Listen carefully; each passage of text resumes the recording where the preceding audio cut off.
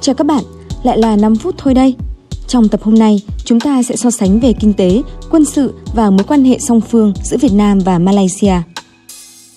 Từ năm 1957, sau khi quốc gia này giành được độc lập từ Vương quốc Anh, thì Liên bang Mã Lai đã viện trợ cho chế độ miền Nam Việt Nam trong thời kỳ chiến tranh Việt Nam. Đến năm 1963, Liên bang Mã Lai sáp nhập lãnh thổ ở phía bắc đảo Borneo và đổi tên thành Liên bang Malaysia. Chính phủ ở Kuala Lumpur lo ngại ảnh hưởng của miền Bắc Việt Nam sẽ đe dọa sự tồn tại của chính phủ này theo thuyết domino. Do đó, Malaysia muốn ngăn điều này bằng cách ủng hộ sự can thiệp của Hoa Kỳ vào chiến tranh Việt Nam.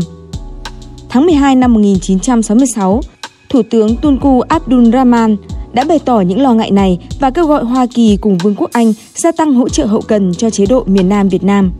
Malaysia cũng tổ chức các khóa đào tạo về hành chính công và chiến tranh rừng rậm cho các quan chức chính phủ, cũng như cung cấp xe máy để củng cố khả năng hậu cần của cảnh sát và quân đội miền Nam Việt Nam. Tuy nhiên, sau khi Hiệp định Hòa bình Paris được ký kết, thì ngày 31 tháng 3 năm 1973, Malaysia đã thiết lập quan hệ ngoại giao với miền Bắc Việt Nam ở cấp đại sứ. Đến năm 1976, Malaysia lần đầu tiên mở đại sứ quán tại Hà Nội, trong khi Việt Nam cũng mở đại sứ quán tại Kuala Lumpur. Lúc này, quan hệ thương mại song phương giữa hai quốc gia đạt 2,2 triệu đô la Mỹ. Tới năm 1979, quan hệ song phương bị gián đoạn khi Việt Nam tiêu diệt Pol Pot để bảo vệ chủ quyền và những người dân ở khu vực biên giới Tây Nam, cũng như hỗ trợ nước bạn Campuchia. Hợp tác kinh tế đã dần hồi phục từ năm 1988, khi thương mại song phương giữa hai quốc gia đạt 50 triệu đô la Mỹ. Tới năm 2018, thương mại song phương tăng lên 11 tỷ 498 triệu đô la Mỹ. Trong đó, Việt Nam xuất khẩu sang Malaysia lượng hàng hóa trị giá 4 tỷ 048 triệu đô la Mỹ, chủ yếu là máy vi tính, điện thoại, sản phẩm điện tử và linh kiện, sắt thép, thủy tinh, gạo. Còn Malaysia xuất khẩu sang Việt Nam lượng hàng hóa trị giá 7 tỷ 450 triệu đô la Mỹ, chủ yếu là xăng dầu, máy vi tính, sản phẩm điện tử và linh kiện, máy móc, dầu mỡ động thực vật, chất dẻo nguyên liệu, hóa chất. Về đầu tư, tính đến tháng 4 năm 2019, Malaysia có 586 dự án đầu tư vào Việt Nam với tổng số vốn đăng ký đạt 12 tỷ 400 triệu đô la Mỹ, đứng thứ 8 trên 130 quốc gia và vùng lãnh thổ đầu tư vào Việt Nam. Các lĩnh vực đầu tư chủ yếu là bất động sản và công nghiệp chế biến. Việt Nam có 19 dự án đầu tư sang Malaysia với tổng số vốn đầu tư đạt 1,53 tỷ đô la Mỹ. Trong đó có 2 dự án trong lĩnh vực thăm dò khai thác dầu khí với tổng vốn đầu tư 558 triệu đô la Mỹ.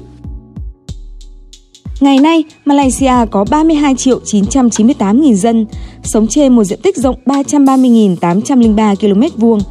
Đây cũng là nơi sinh sống và làm việc của gần 100.000 công dân Việt Nam, trong đó có khoảng 7.200 người là cô dâu Việt. Còn Việt Nam có dân số là 97 triệu 384 nghìn người, đồng gấp 3 lần Malaysia, và diện tích chỉ tương đương với Malaysia, cụ thể là 331.699 km². Năm 2020, Malaysia là nền kinh tế lớn thứ 6 Đông Nam Á. Tổng sản phẩm quốc nội đạt 336 tỷ 330 triệu đô la Mỹ và thu nhập bình quân đầu người đạt 10.192 đô la Mỹ. Trong đó, người Malaysia gốc Hoa chiếm 1/4 dân số nhưng chi phối tới 70% nền kinh tế Malaysia. Nếu xét theo sức mua tương đương thì tổng GDP của Malaysia đạt 900 tỷ 430 triệu đô la Mỹ và thu nhập bình quân đầu người đạt 27.287 đô la Mỹ. Đơn vị tiền tệ của Malaysia là ringgit Malaysia.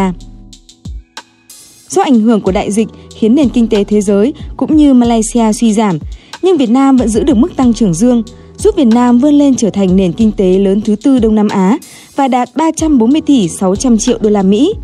Nhưng do dân số đông nên thu nhập bình quân đầu người chỉ bằng 1/3 Malaysia với 3.497 đô la Mỹ.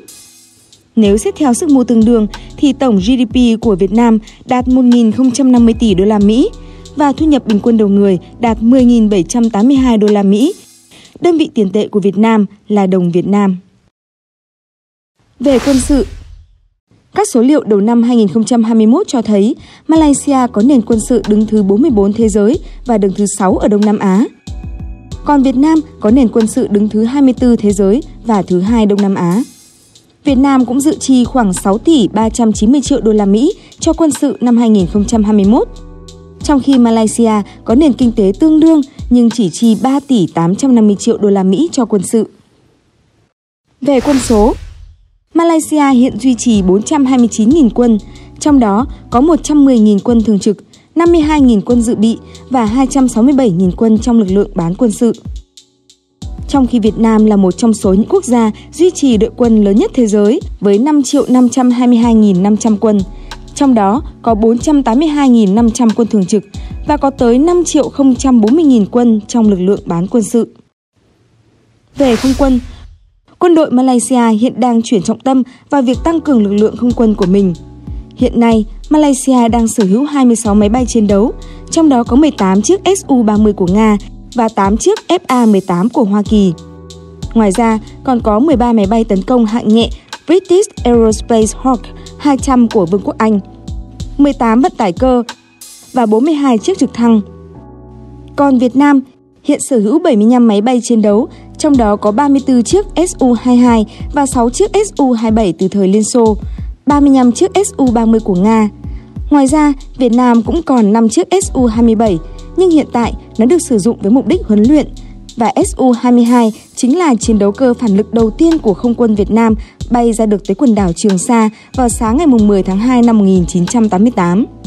Ngoài ra, Việt Nam cũng sở hữu 39 vận tải cơ, 99 chiếc trực thăng và 25 trực thăng tấn công.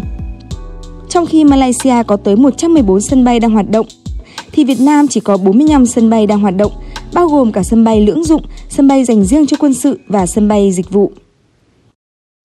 Về lục quân, Malaysia hiện chỉ có 48 xe tăng chiến đấu chủ lực, toàn bộ là dòng PT-91 của Ba Lan được phát triển từ T-72, 1.380 xe bọc thép chiến đấu, trong đó có 257 chiếc Devtech AV8 và 267 chiếc ACV-15 được phát triển bởi công ty quốc phòng Devtech của Malaysia với sự hỗ trợ của Thổ Nhĩ Kỳ.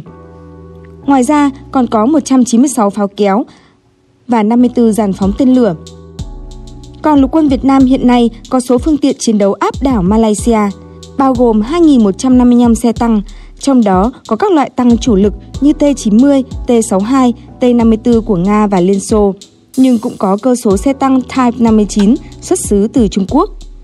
Việt Nam cũng có tới 5.500 xe bọc thép chiến đấu, trong đó có một chiếc BTR-152 được chuyển thành xe cứu thương bọc thép để hỗ trợ bệnh viện dã chiến ở Bentiu, Nam Sudan, trong khuôn khổ sứ mệnh gìn giữ hòa bình của Liên Hợp Quốc tại Nam Sudan.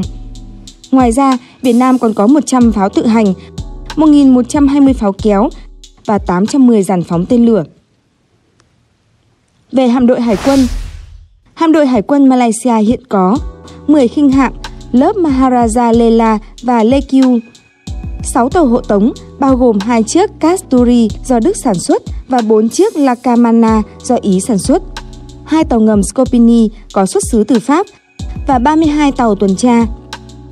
Hạm đội Hải quân Việt Nam được trang bị 9 khinh hạm, trong đó có 4 chiếc Leopard 3.9 mua của Nga và 5 chiếc Petya từ thời Liên Xô.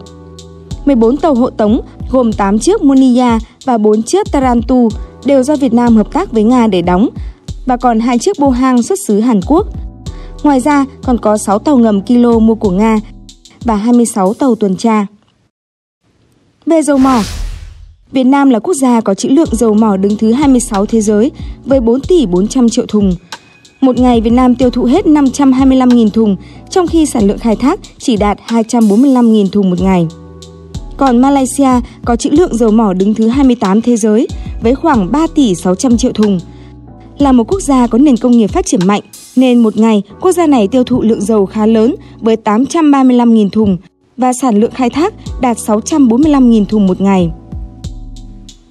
Trên đây là những so sánh về kinh tế, quân sự cũng như quan hệ song phương giữa Malaysia và Việt Nam. Còn ý kiến của các bạn thế nào? Hãy để lại bình luận cho 5 phút thôi biết nhé! Cảm ơn các bạn đã xem hết video. Đừng quên nhấn thích, chia sẻ và đăng ký kênh nếu thấy video này hữu ích.